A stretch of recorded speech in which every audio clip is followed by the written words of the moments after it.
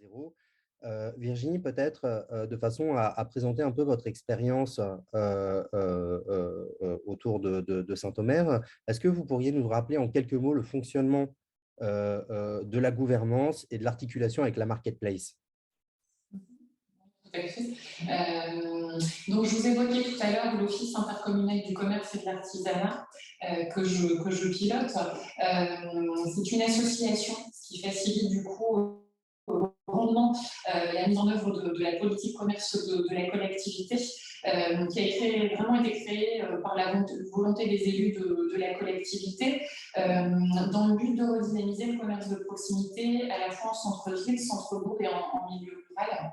On a ces trois caractéristiques vraiment sur le territoire, nous permettant vraiment d'intégrer à la fois des représentants de commerçants, qu'ils soient des commerçants voilà, de centre-ville, mais aussi des commerçants de périphérie, voire de grandes enseignes de distribution, d'avoir aussi un certain nombre de partenaires autour de la table. Je pense aux organismes consulaires, mais on a aussi un partenariat notamment avec l'Office de tourisme du territoire. Et puis, on a bien sûr nos représentants élus. Donc, voilà, une certaine équité, j'ai envie de dire, dans les représentants.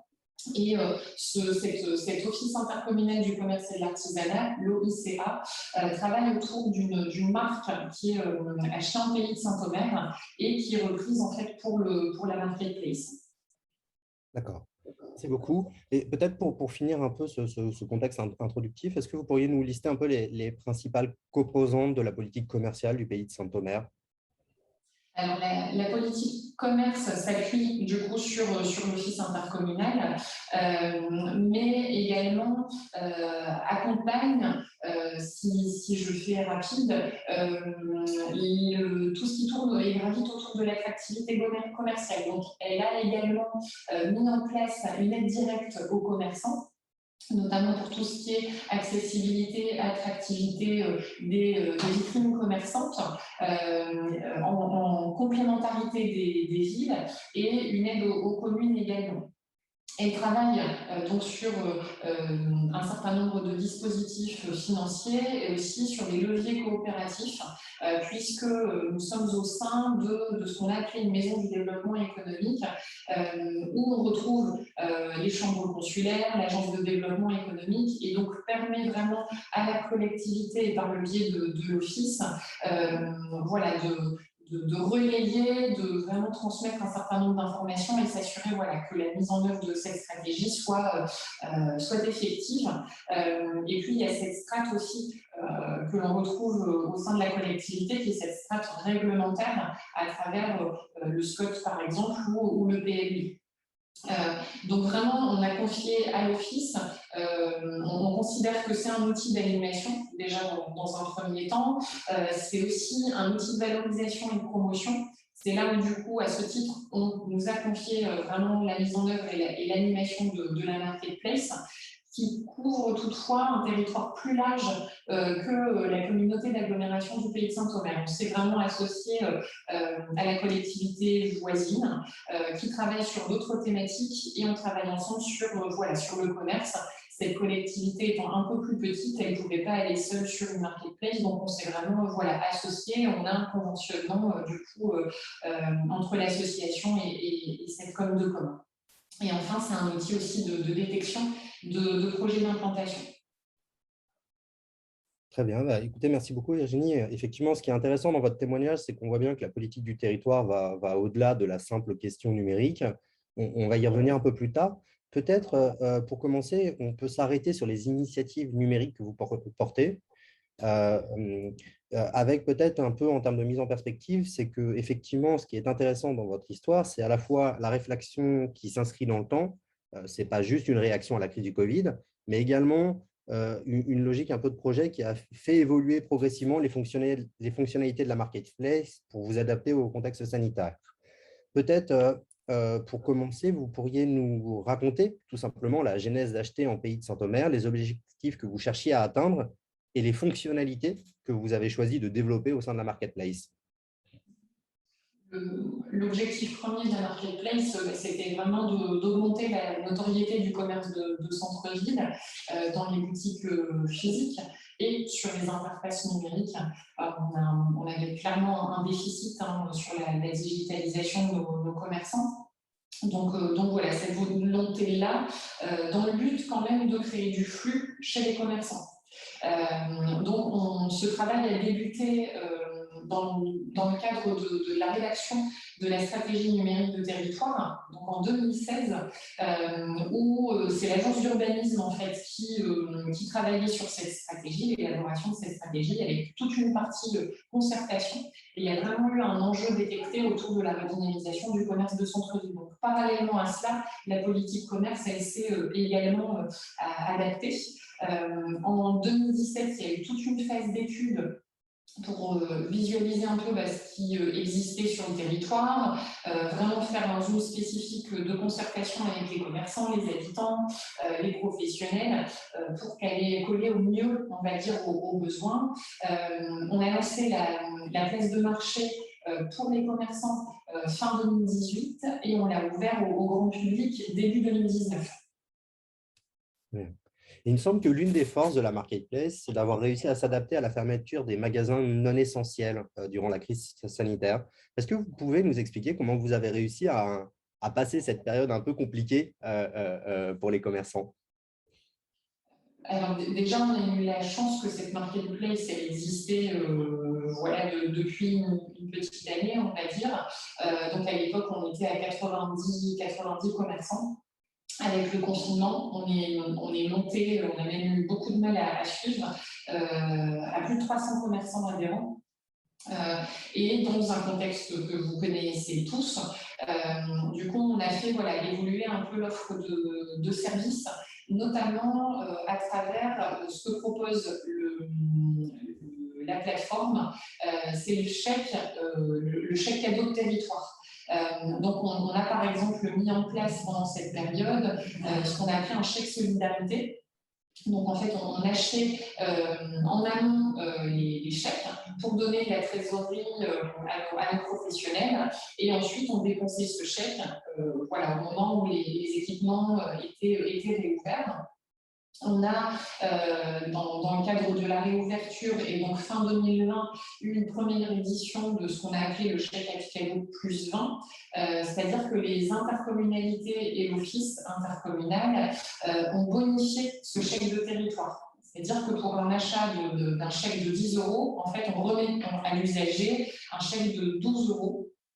On a été victime de notre succès, on a mis une bonification de 100 000 €, ça s'est vendu en une semaine et demie, je crois. Mais voilà, ça a eu l'effet souhaité, on va dire.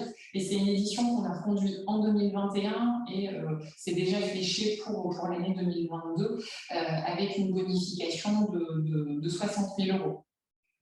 Et enfin, on a le chèque cadeau classique que du coup, on a plus fortement ouvert aux entreprises du territoire. Ils bénéficient du coup d'une défiscalisation. Et donc, voilà, on commence également à avoir un volume intéressant sur le territoire. Et dernière action, on a mis parallèlement en place sur la plateforme une carte interactive où on pouvait visualiser les commerces ouverts pendant la période et proposant leurs services, leurs ventes directement sur la plateforme. Et enfin, on a travaillé sur un service de livraison des commerces non essentiels. Là, pour le coup, ça n'a absolument pas fonctionné et on a stoppé le service. Donc voilà, on a aussi appris à nos dépens ce qui pouvait fonctionner ou non pendant cette période. Très bien. Alors peut-être au-delà des aspects fonctionnels de la plateforme, je pense que c'est intéressant de penser l'outil comme un outil au service de la transition numérique des commerçants sur le territoire. Est-ce que, Virginie, vous pouvez nous expliquer ce que vous avez mis en place pour accompagner dans la durée l'ensemble des commerçants du territoire? Alors, on accompagne au-delà de mettre en place un outil et de mettre à disposition des commerçants. Je vous disais tout à l'heure, on a quand même on avait constaté un retard à la digitalisation. On a encore une marge de rattrapage aujourd'hui constatée.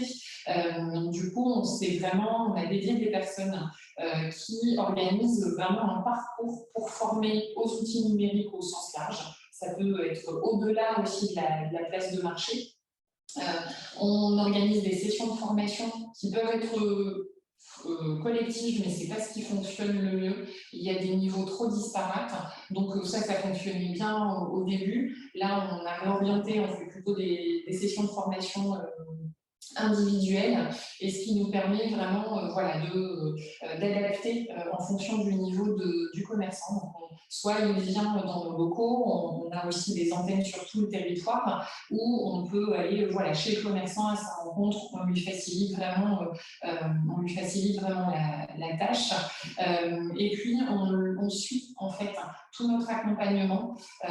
Je ne vous cache pas que cette montée en nombre d'adhérents nous a un peu dépassé, et du coup sur on va dire le second semestre 2021 et encore aujourd'hui, on est dans cette phase de rattrapage, de formation encore. On a ouvert leur boutique, on a ouvert leur vitrine numérique, mais on n'a pas eu le temps d'aller très très loin avec certains commerçants. Donc on a toute cette phase de rattrapage, et on a un suivi sur un logiciel, le niveau de départ, les fréquences de rencontres, ce qui permet aussi, quand on n'est pas toujours sur les mêmes agents, parce qu'on a du turnover parfois, de pouvoir un suivi rigoureux des commerçants adhérents. Très bien. Au tout début du webinaire, on a évoqué le fait que la politique en faveur du commerce local était bien plus large que l'accompagnement à la transition numérique. Ça n'en est qu'une des composantes. Est-ce qu'on peut considérer aujourd'hui que cette politique est l'un des piliers de votre politique d'attractivité? Et est-ce que, pour illustrer tout cela, Virginie, vous pourriez nous expliquer toutes les passerelles que vous développez au sein de la collectivité pour servir la politique commerciale du territoire? On a fait un constat, c'est même par rapport à tous ces outils qu'on a déployés pendant la phase de confinement. Si il n'y a pas une animation, si on s'attache en fait à se raccrocher, à faire des passerelles, comme vous le disiez, avec d'autres stratégies du territoire pour faire vivre cette stratégie commerciale. À l'exemple d'une passerelle qu'on fait entre le commerce et la mobilité. Ça ne semble pas comme ça complètement évident et à travers cette marketplace. On a à travers la stratégie mobilité un accompagnement à l'achat de vélos. Donc, plutôt que de remettre cette aide sous un format numérique, on va dire, on leur remet sous le format du chèque cadeau, qui est complété donc par la communauté d'agglomération et qui est complété aussi par un certain nombre de communes sur le territoire. Ce qui permet, donc on peut acheter son vélo sur l'entièreté du territoire, on ne cible pas les commerces, c'est complètement libre. Par contre, grâce à cette remise de chèque cadeau, on les invite à se rendre chez les commerçants qui adhèrent à la place de marché dans leur commerce pour d'autres achats. On a aussi des synergies avec les politiques touristiques. On a quand même une passerelle qui est quand même plus évidente, j'ai envie de dire. On a un office de tourisme assez dynamique. Donc très régulièrement, on travaille ensemble, notamment sur leurs réseaux sociaux. Ils font des lives, ils font de la vidéo, où on valorise nos commerçants du territoire, là où on est peut-être un petit peu moins bon sur ces supports-là. On travaille aussi avec les services culturels et sportifs, mais là, c'est peut-être un peu plus éloigné de la marketplace. Là, c'est plutôt sur l'attractivité commerciale. On essaie vraiment à chaque fois de s'appuyer sur l'événementiel pour rapprocher les commerçants, les associations de commerçants et puis les villes pour que on puisse se mettre aux couleurs ou proposer des choses toute l'année. Effectivement, on voit bien que du coup, qu'il y a quand même une approche assez globale et on a l'impression aujourd'hui que ça paye puisque il y a quelques années, la vacance commerciale de la ville de Saint-Omer était encore à 16-17%. Est-ce que vous pouvez nous dire, on est à combien aujourd'hui en termes de vacances commerciales? Aujourd'hui, sur la ville-centre de Saint-Omer, on avoisine les 10%.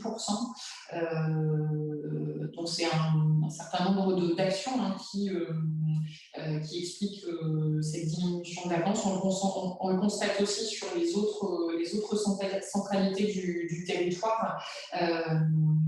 Voilà, je pense que c'est vraiment à la fois cette politique commerce, cet accompagnement au numérique et qui nous permet aussi d'avoir un réseau de commerçants avec qui voilà, on a l'habitude d'échanger. Il nous faut remonter aussi un peu leurs problématiques au quotidien. Donc, on tire voilà, un bénéfice, j'ai envie de dire, à ce niveau-là. Et puis peut-être plus en lien avec la plateforme, on a de nouveaux adhérents. On est toujours sur les entrées et sorties. Certains ne s'y retrouveront pas. Certains s'attendant à ce qui est vraiment de la vente, mais c'est quand même pas c'est pas notre cheval de bataille. On n'est vraiment pas parti là-dessus, même si on le permet, et même s'il y en a qui fonctionnent très très bien. C'était quand même pas notre objectif de base. C'était vraiment de les accompagner voilà, au numérique, mais on reste vraiment à chaque fois sur cet objectif on veut du flux chez nos commerçants. Et c'est indéniable qu'il faut qu'ils soient voilà, sur la toile. Et puis on a des initiatives aussi voilà, individuelles de commerçants qui sont plus expérimentés et qui accompagnent des commerçants moins habiles, on va dire, sur le territoire. Merci. À travers un peu votre propos, Virginie, on devine que les moyens humains et financiers mis en place par Saint-Omer sont assez conséquents pour soutenir cette initiative. Et ça renvoie à certaines questions posées dans le chat. Est-ce que vous pourriez nous expliquer un peu comment vous êtes organisé aujourd'hui et nous donner quelques chiffres pour qu'on prenne conscience un peu de ce que ça représente en termes d'engagement côté Saint-Omer? Alors, sur le commerce, on a environ un budget de 500 000 € qui est dédié à la politique commerce, qui n'inclut pas que la place de marché, bien évidemment.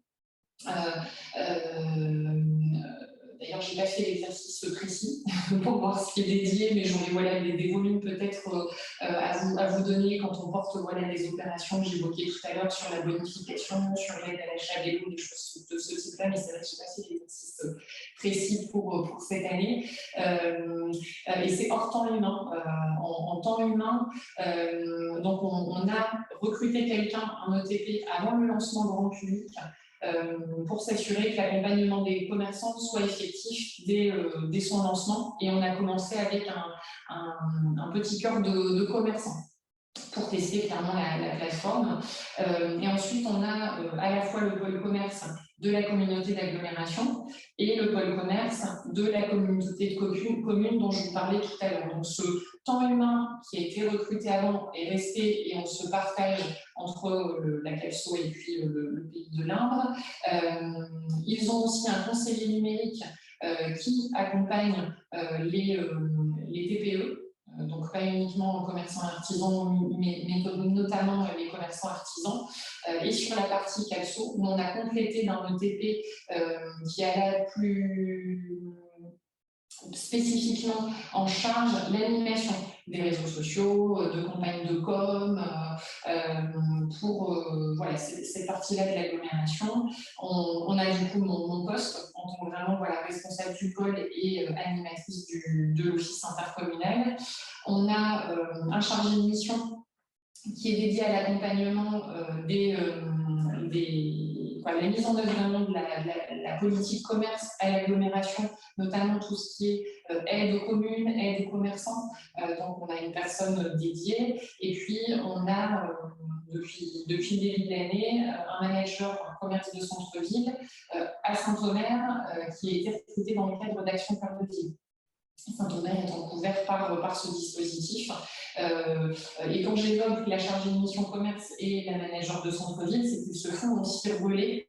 On les a formés sur la plateforme et ils se font relais quand il y a un besoin de commerçants. Ils sont tout à fait en capacité d'être autonomes ou de faire remonter les demandes des commerçants.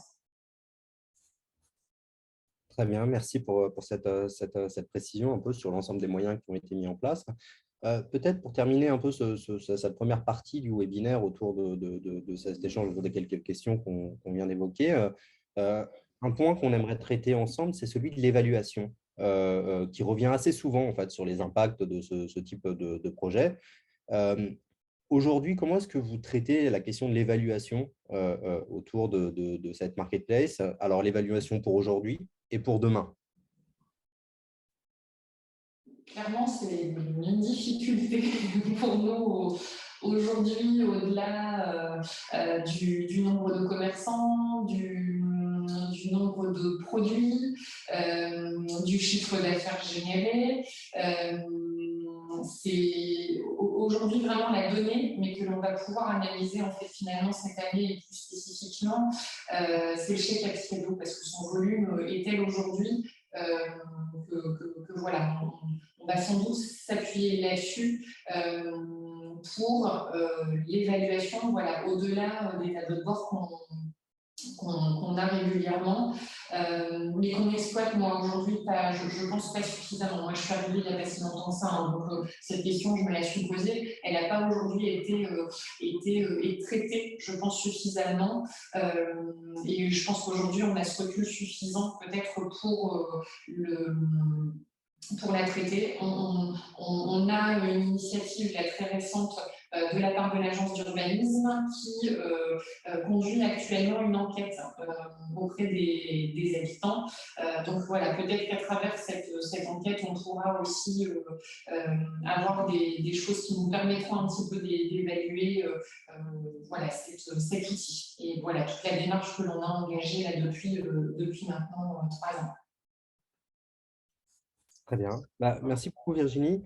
Je vous propose peut-être de passer, donc avec un respect du timing qui est excellent, puisqu'il est 12h30 pile, de passer peut-être à la seconde phase du webinaire et d'ouvrir les questions aux participants. Alors, je vais regarder un peu dans le chat. Je crois qu'il y a quelques questions qui sont apparues durant nos échanges. Une première question peut-être de Laurie Baran, Cap Rural. En quoi une plateforme telle que celle mise en place peut-être-elle source de développement local et quels effets concrets sur le territoire? Alors, je pense que du coup, effectivement, vous avez fourni un certain nombre d'éléments. Peut-être en synthèse, je note de mon côté, ça a permis d'aligner, vous, vos politiques de développement autour de cette question-là et d'aligner des questions de mobilité, de soutien aux commerçants et quelque part un peu de lien aussi entre vos services et les commerçants. Est-ce que vous voyez d'autres effets, on va dire, positifs de l'utilisation d'un tel outil pour la politique commerciale de soutien à la politique commerciale de Saint-Omer? Non, je pense que vous en avez cité les principaux. Là, comme ça, je n'en vois pas d'autres. Non, je n'en vois pas d'autres. D'accord. On a une autre question de Dominique Moreau qui nous pose la question de savoir pourquoi avoir choisi de développer une marketplace plutôt que d'autres solutions numériques. Et au niveau des chiffres, alors il nous demande, effectivement, il nous a demandé un certain nombre de précisions sur les chiffres, donc le nombre de ventes en moyenne réalisées par commerce par mois, avec derrière aussi peut-être une vision sur, alors c'est des questions précises, sur le pourcentage de la population qui utilise la marketplace. Et dans cette utilisation, est-ce que, suite à la mise en place du chèque cadeau que vous avez réalisé, est-ce qu'on a une utilisation de la plateforme hors chèque cadeau ou est-ce que ça a été, on va dire, le levier qui a tiré l'utilisation de la marketplace? Alors, pour répondre à la première question, pourquoi une marketplace qu'une d'autres solutions numériques, ça c'est vraiment un lien, je pense, pendant ce temps de réflexion et de construction de la stratégie numérique. Et ce temps de concertation, hein, vraiment qui était très fortement déployé sur le territoire lors de la précédente présidence hein, de la COP d'Aglo, l'ancien président y tenait fortement. Je pense que c'est vraiment, voilà, ça s'est décliné, des sociétés ont été sollicités et je pense que c'est voilà, cet outil-là qui a vraiment été le plus probant et pour répondre vraiment aux besoins qui a été vraiment détecté voilà, lors de l'élaboration de cette stratégie. C'est ce que, alors j'étais pas là à l'époque de la construction, mais c'est ce que j'en retiens en tout cas et qui a orienté ce choix. Il n'y avait pas au final tant de sociétés à l'époque qui proposaient aussi des choses dans ce domaine. Au niveau des chiffres, en chiffres, ce que je vais avoir, j'aurais peut-être pas jusqu'à un chiffre mensuel sur la vente en ligne, sachant, je rappelle que c'est vraiment pas notre priorité, c'est pour ça que j'ai pas forcément ce chiffre sous le coude. On était l'année dernière à 45 000 € de chiffre d'affaires hors taxes générés sur l'année, avec je pense une diminution constatée quand même sur ce début d'année 2022. Si besoin, je pourrais traiter cette donnée-là, mais je ne l'ai pas faite au mensuel et encore moins par commerce. C'est vrai qu'on n'a pas forcément cette entrée par commerce et pas là-dessus. On est, je pense, à 90%, on est sur une utilisation de notre zone de chalandise, avec quand même de plus en plus de commerçants qui jouent le jeu, hein, de dynamiser toute cette partie vente en ligne, suivre les stocks aussi. On a clairement une problématique de suivi de stock dans certaines typologies d'activités, je pense au prêt-à-porter par exemple. On ne répond pas, on n'a pas la solution aujourd'hui. Je pense notamment à des sociétés d'ameublement. Il y a des ventes beaucoup plus lointaines, mais voilà, ça doit représenter une part de 10 à 15% du chiffre d'affaires généré aujourd'hui. Est-ce que... Alors, le chèque cadeau reste notre produit d'appel, clairement. On le voit, hein, j'en ai beaucoup parlé. Maintenant, peut-être quelque chose que je n'ai pas dit, c'est qu'on a eu une phase où l'adhésion était payante sur le premier semestre, sur la première année d'ouverture, et on est passé à une phase de gratuité voilà, en milieu d'année 2020 et toute l'année 2021. Ça n'a pas joué en notre faveur. On a constaté que ça ne dynamisait pas grand-chose, voire justement ça n'intéressait du coup les commerçants que par le biais du chèque cadeau, clairement. Donc aujourd'hui, voilà, on a mis des règles dans le contrat d'adhésion qu'on a revu en fin d'année 2022, qui impose, je n'irai pas jusque-là, hein, mais on va dire que c'est du donnant-donnant. On s'est mis et fixé voilà, un certain nombre de règles où la vitrine elle doit être qualitative, elle manque clairement d'humanisation encore. Moi, ça me manque ces visages de commerçants finalement sur la plateforme aujourd'hui. Mais voilà, essayer que chacun ait une jolie vitrine et les informations soient actualisées, qu'ils soient en capacité de mettre un minimum de produits, suivre leur stock et puis être à minima, je crois qu'on est sur 7 ou 8 mois d'adhésion pour pouvoir accéder à des opérations coup de poing type chèque Apicado, ce qui nous évite les entrées-sorties régulières de commerçants parce qu'on a eu un petit peu voilà, cet effet-là. Donc voilà, ça c'est plus récent. On verra si on arrive à faire aussi un peu tourner la vapeur et plus équilibré, j'ai envie de dire, ce rapport chèque cadeau et puis vie de la marketplace. D'accord. Alors, je reprends une autre question du chat qui traite la question de la livraison aux consommateurs. Alors, je crois que vous l'avez évoqué comme un service qui a été tenté d'être mis en place, mais qui n'a pas fonctionné. Est-ce que vous pouvez nous en dire peut-être un peu plus là-dessus, sur le retour d'expérience? Alors, la question concerne la livraison à partir de l'achat en ligne ou vraiment ce service de livraison qu'on a proposé en… Alors, moi, je comprends de l'achat en ligne jusqu'au consommateur. Enfin, ensuite, de la livraison une fois que l'achat est fait en ligne. D'accord. C'est vraiment laissé libre. Il y a une certaine liberté pour le commerçant de ne proposer que le retrait en magasin ou de voilà, une livraison avec les infrastructures qu'on connaît aujourd'hui, avec parfois, mais ça on fait vraiment à la carte, quelqu'un qui décide de faire une livraison en mondial relais, mais une gratuité en fonction d'une localisation, d'une distance par rapport voilà, à l'envoi. On adapte vraiment au commerçant et ce qu'il a envie de proposer aux usagers. D'accord, donc c'est vraiment le commerçant qui a la main, on va dire, sur la partie livraison.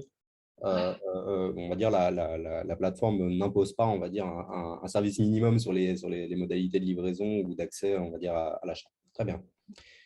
Alors, peut-être une autre question, encore une fois liée à la marketplace. On nous pose la question de savoir, alors attendez, j'essaie de savoir comment est-ce que, quelque part, on fait pour penser la plateforme suite à un passage en mode crise, donc, qui est passé donc, du mode dégradé de crise à un passage, on va dire, un peu plus normal aujourd'hui.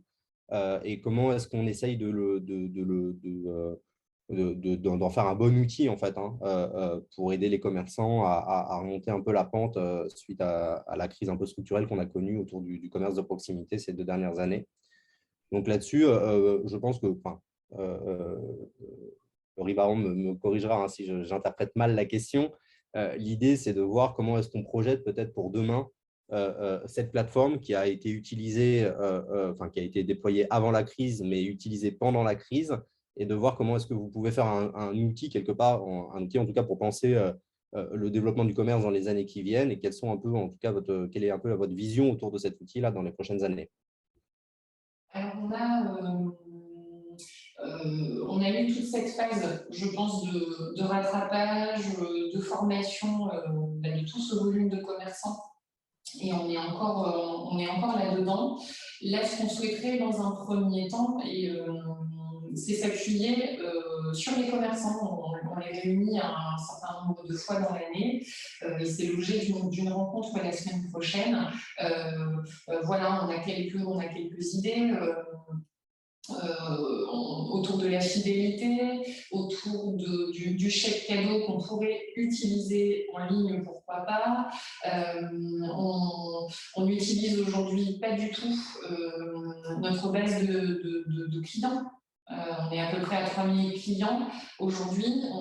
Alors l'idée, c'est de ne pas fonctionner sur de la newsletter automatiquement, mais voilà, on pourrait mettre des actions en place spécifiquement avec ces clients qui ont fait de l'achat en ligne et qu'on n'exploite pas du tout aujourd'hui. Mais voilà, l'idée, c'est qu'on puisse leur proposer un petit peu nos idées de développement, mais aussi s'appuyer sur leur retour d'expérience, voir aussi un petit peu voir ce qui se fait ailleurs, parce que c'est un petit peu voilà, la feuille de route qu'on se donne ces prochains mois, mais on aime aussi à penser voilà, qu'est-ce que nos commerçants aujourd'hui ne retrouvent pas dans la plateforme, voient peut-être pour demain, et ensuite on complétera voilà, un petit peu de nos expériences, notre recul, avec voilà, les premières idées que nous on a aujourd'hui en tête. On a la chance aussi de par la société qui nous accompagne, voilà, cette possibilité à des moments d'avoir des conseils de stratégie, des conseils en communication, puisqu'ils commencent à avoir voilà, un certain nombre de marketplaces aussi sur le territoire national. D'accord. Donc, effectivement, maintenant que vous avez cet actif-là, ça vous permet effectivement d'avoir de la visibilité à la fois côté commerçant et côté consommateur. Et derrière, potentiellement, ça va vous permettre de développer votre stratégie d'animation sur le territoire en réfléchissant, on va dire, aux évolutions qui permettent de soutenir, on va dire, très concrètement les commerçants dans le développement de choses assez concrètes, hein, comme leur offre ou le chiffre d'affaires de leur commerce. Une question de Clotilde dans le chat qui nous demande si des producteurs locaux qui proposent de la vente directe chez eux ont été approchés, sollicités pour participer à cette marketplace et de savoir si cette expérience a été concluante. Donc, au-delà des commerçants, est-ce que la question de la marketplace qui ciblerait également des producteurs vendeurs a été abordée ou pensée dans le cadre de cet outil? Oui, oui. Ça a été un long débat puisqu'on a d'autres outils numériques qui s'adressent à eux. Mais voilà, ceux qui avaient la possibilité ou veulent d'ailleurs encore adhérer, c'est tout à fait possible. On a des structures qui s'y retrouvent et qui semblent, quand je suis un certain nombre d'entre eux, on regarde un peu les ventes quand même régulières, on retrouve, oui, cette typologie-là. Ils sont pas nombreux, hein, c'est une petite poignée d'une dizaine de producteurs qui sont quand même assez bien structurés. D'accord. Du coup, ont la capacité à mettre du produit de saison, à renouveler vraiment cette partie-là. On voit qu'ils se sont vraiment bien appropriés l'outil, mais voilà, sont structurés. Ce ne sont pas de toutes petites structures à 1, 2, 3 temps humains qui peuvent se permettre du coup de se mettre sur la plateforme. D'accord. Je prends une question au vol, parce qu'elle concernait directement la question précédente. Euh, on nous demande de préciser, si possible, alors peut-être ici ou plus tard, les autres outils à destination des producteurs locaux, de façon à avoir peut-être un peu la complémentarité entre la manière où vous adressez les producteurs-vendeurs et peut-être plutôt la cible commerçant sur votre territoire. Alors, c'est la Chambre d'agriculture, je crois, si je ne m'abuse, qui a déployé un outil qui s'appelle Ou acheter local, je crois. Donc, ça notamment voilà, été cet outil qui s'est déployé localement et qui leur a été proposé parallèlement à ces producteurs locaux. D'accord, merci. Alors, une autre question, peut-être sur la thématique des personnes plus âgées qui n'ont pas forcément, on va dire, de facilité à utiliser Internet au quotidien et donc plutôt donc, qui questionne un peu l'utilisation de la marketplace pour eux. Est-ce que vous prévoyez des actions d'accompagnement auprès de ces publics-là?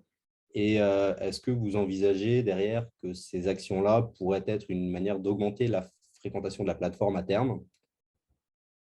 Alors du coup, j'ai un doute, on est sur des commerçants qui sont des personnes plus âgées ou on est sur les usagers qui n'utilisent pas forcément Moi, je l'interprète comme dans les deux sens, c'est-à-dire quelque part, comment est-ce enfin, en tout cas, pour moi, c'est valable à la fois pour la partie consommateur et la partie utilisateur, mais effectivement, Nicolas Sanro vient de préciser que dans la question, on traitait plutôt les utilisateurs consommateurs. on a sur le territoire des conseillers numériques, dont quelqu'un sur le Pays Libre qui peut accompagner les usagers. Et ça se fait déjà depuis un certain temps. Et ces conseillers se déplacent sur le territoire. Vraiment, il y a une démarche et une volonté de la collectivité. Maintenant, de les accompagner. Maintenant, je n'ai pas de chiffres ou d'indicateurs, j'ai envie de dire, de succès ou non, et d'utilisation de cette marketplace. Ça, je ne saurais pas vous préciser. En tout cas, le service, il est proposé. Il est plus récent quand même sur le Pays d'Inde que sur la commune du pays de Saint-Omer, toutefois. D'accord. Ok, très bien. C'est très clair. Peut-être une autre question sur la manière dont vous avez abordé en fait quelque part deux choses assez complémentaires, hein. C'est à la fois la notion d'ancrage local des commerces de proximité et la question de l'utilisation d'un outil numérique. Donc, autrement dit, est-ce que ce qui fait aujourd'hui peut-être la réussite de cette expérience, c'est la capacité à articuler un maillage local fait de réunions, d'animations, donc une présence très physique avec la présence de l'outil, ou est-ce que ça se traduit par, on va dire, en tout cas des fonctionnements un peu différents avec les usagers, avec les porteurs de projets, avec les dynamiques communautaires locales? En quelques mots, je pense qu'il y a deux questions hein, dans la question. C'est comment est-ce que, en fait, aujourd'hui, on dose l'articulation entre action physique, présentielle, humaine et utilisation d'un outil numérique. Donc, c'est peut-être la première question. Et d'autre part, comment est-ce que cet outil-là permet de repenser en fait, la relation entre la collectivité, ses usagers, les porteurs de projets et on va dire la mise en place de ces différentes dynamiques d'action publique locale. C'est complexe comme question, je vous avoue. D'accord. Déjà, il y a une bonne compréhension sur cet équilibre à trouver vraiment entre ancrage local et l'utilisation du numérique. J'ai envie de dire qu'on se questionne un peu au fil du temps et continuellement en fonction du succès ou non d'une opération. Maintenant, j'ai envie de dire de par la politique et le souhait de nos élus, on va toujours prioriser le physique quand même. Et quand on voit qu'on reçoit régulièrement des porteurs de projets ou continuellement des porteurs de projets qui veulent s'implanter dans nos villes, voilà, les feux sont plutôt au vert et du coup, on va plutôt prioriser cela, même si on sait que ça va de pair. Mais je pense que ce qui est intéressant, c'est toujours se questionner et pas se dire bon, ben, on a acté une stratégie, on a un outil et on avance et on ne bouge pas. L'idée, c'est vraiment à chaque fois de réadapter le plus possible. Et du coup, la deuxième question, je ne me souviens plus, je voudrais m'excuser. Et dans quelle mesure, alors j'espère bien l'interpréter, mais dans quelle mesure l'existence de cet outil permet aussi de repenser quelque part la relation que vous avez avec vos usagers, on va dire consommateurs de services de consommation de proximité, les porteurs de projets, mais également toute l'articulation de vos politiques publiques locales qui touchent de près ou de loin à la question du commerce local.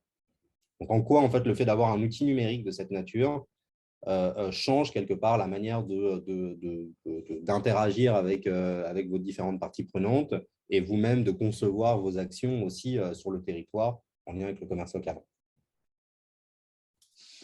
C'est vraiment le retour d'expérience de ces commerçants. Je pense, voilà, quand on les associe, alors on les rencontre individuellement, collectivement, on a ces rencontres où on a différents partenaires et acteurs. Je ne sais pas vraiment comment répondre à cette question, je vous avoue. Moi, je n'ai pas forcément la réponse sur voilà, ce lien à l'outil et l'usager. Non, je ne vois pas vraiment. Il faudrait que je m'y penche plus spécifiquement, je vous avoue. Alors, Virginie, peut-être, moi, j'ai en tête un élément que vous avez évoqué peut-être précédemment, qui était aujourd'hui, vous avez l'impression de mieux connaître les commerçants. C'est-à-dire que du fait de cette plateforme et de l'augmentation des interactions avec